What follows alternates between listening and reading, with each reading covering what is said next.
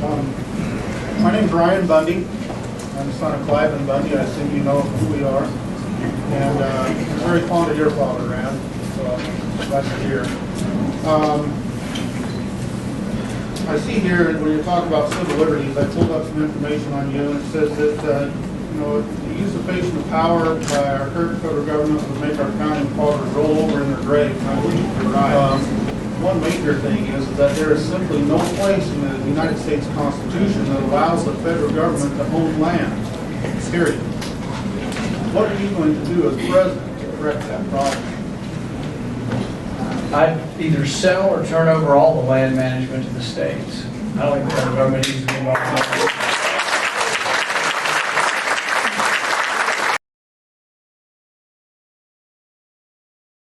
It's 4 or 5 years, I'm blanking at the moment, but they wanted them to go longer to jail, so let's take this back to court all of a sudden, right?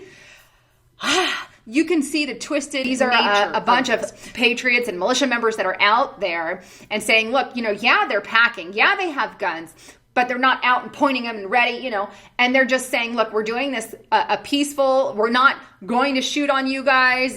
But if we have to defend ourselves, we'll have to defend ourselves.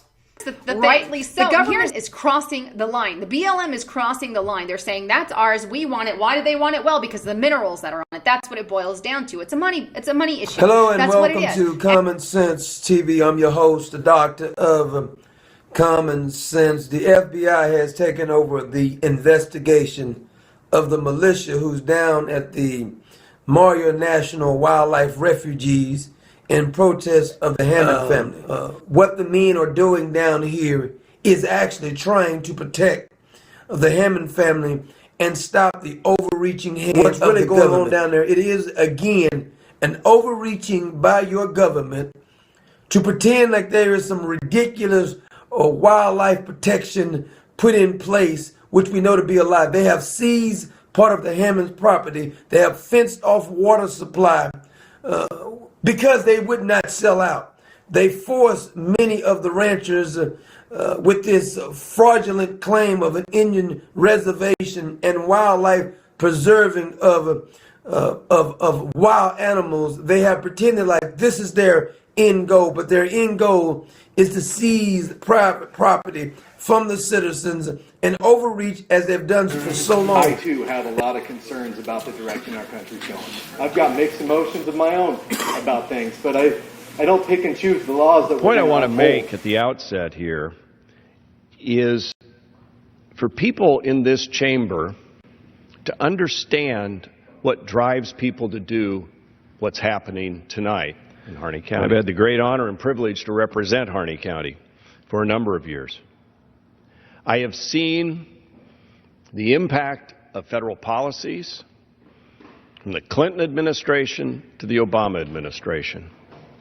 I have seen what happens when overzealous bureaucrats and agencies go beyond the law and clamp down on people.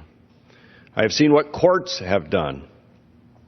And I have seen the time for Congress to act, and then it has not. There are 7,000 souls inhabiting it. If my math is right, that's one person for every 1.4 miles. One person for every 1.4 miles. It's 10 times the size of Rhode Island. Just this one county.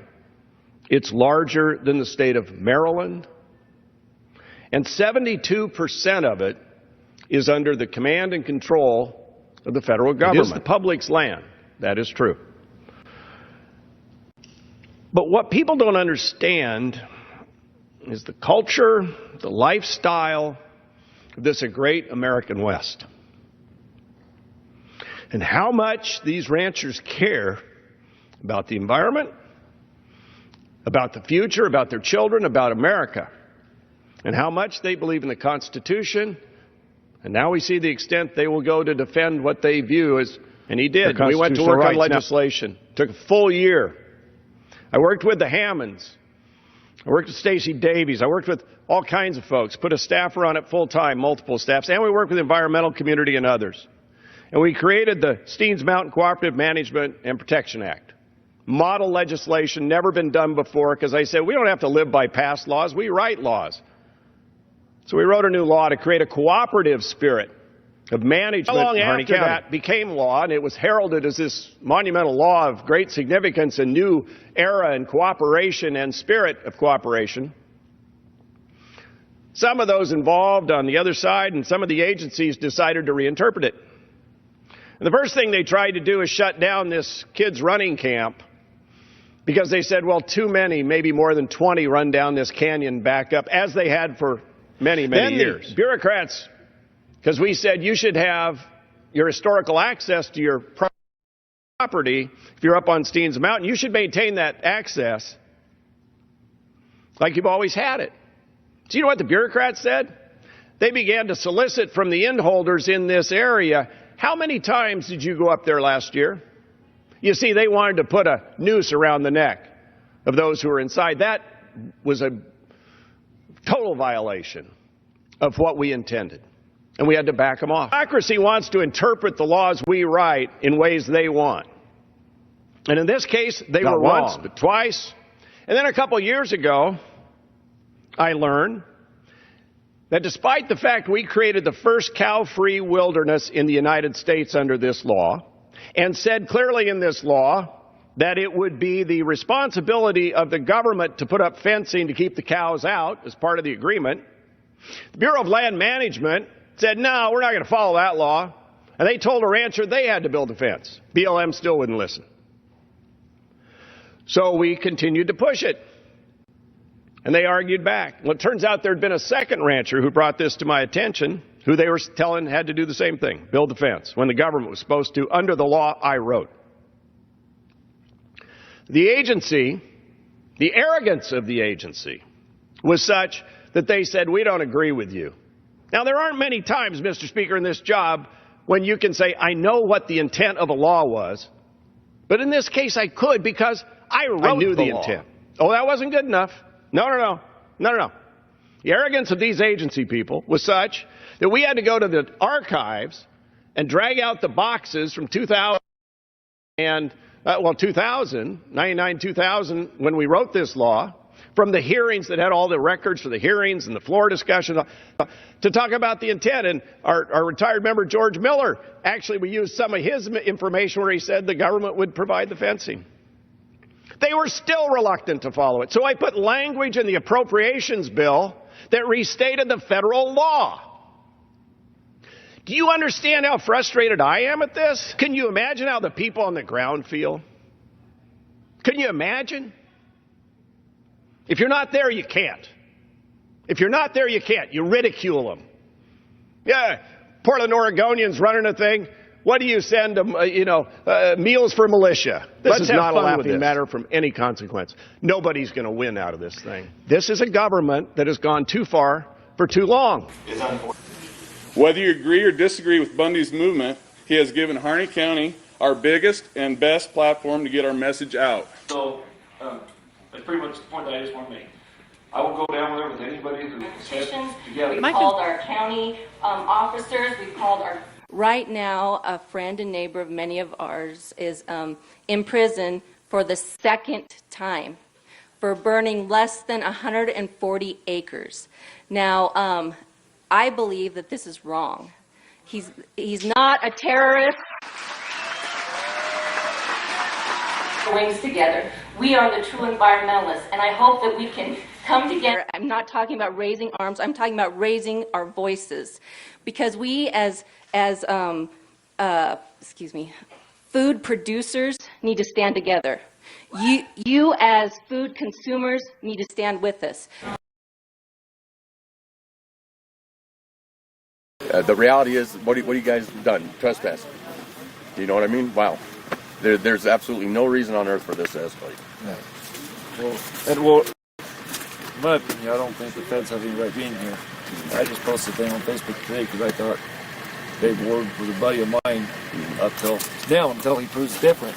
Man. And I told him that if he picked this thing up till the feds go home, that the community would back him 100%. Well, all in all, when it comes down to it, he's the constitutional law in this county. He needs to be constitutional. He needs to step up, and he needs to remove all jurisdiction or any kind of unlawful threat. But from what we're getting in town, he's the one trying to escalate. There's no reason our country ladies over here, I don't know if they want to speak or not. Is it okay if I don't know what to say, really. I'm not a good speaker. that's okay. If you want, if I face it this way, you're going to be on camera on a live stream. I can keep it this way, and you can just do audio if you want. So we can do just audio. We don't need to put you on camera. Look. The thing is, I just don't know. I'll probably stumble and sputter. No, you know what? What inspired you? I'm just worried it's just a about conversation. the generations to come. That if we lose our land, the government is going to take away all the other generations of land. You know, like Sure. I just believe that the whole operation that is going on right now is they're trying to help out the people. Okay. And I'm here to support that. And you're here to support that. How about yourself, man? Are you related? Are you here Yes, together? this is my mother. Okay. You and your daughter were inspired to come down here. What inspired you to come down here with your daughter? Well, we're ranchers and farmers too, and we don't like the way our whole country's coming, even mainly with our president. I'm for freedom. Okay. I'm That's for okay. freedom. It's awesome, and don't worry about not talking so well. I get criticized for that as well, and I'm a radio talk show host. So a lot of people in the local community are literally going to hear your voice right now. What would you say to them? That you're here on their behalf, or do you want to encourage them to come out here and say, you know what, we can do this safely? Well, I would numbers. like the people to come around to meet these people and know that they are Christian people. Yes. That this is Thank you for so the much. America. All right, folks, you guys heard it. Local residents out here. Thanks. You did a phenomenal job. Thank you. Two more? Okay.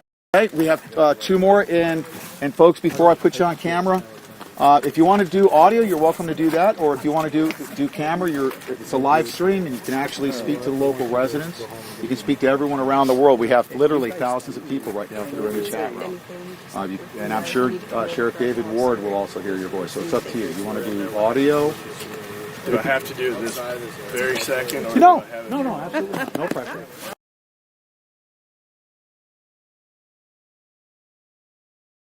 area code. What's up, 702? Hi, Keith. This is Stacy from Las Vegas.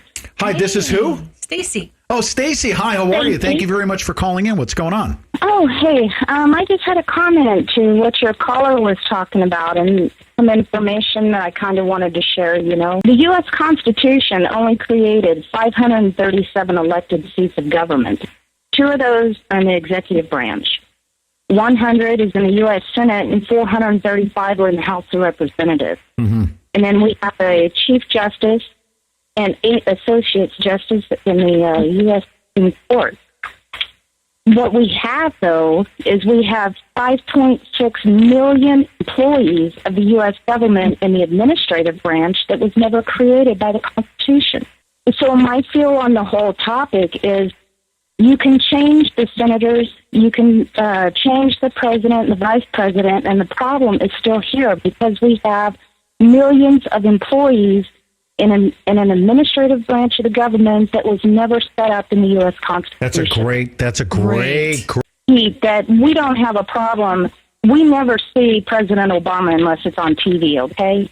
The average person has run-ins with the administrative branch of government, the BLM, the IRS, the FBI, all of these alphabet soup departments that make up the administrative department of the U.S. government. These are the people that cause the average person so many problems.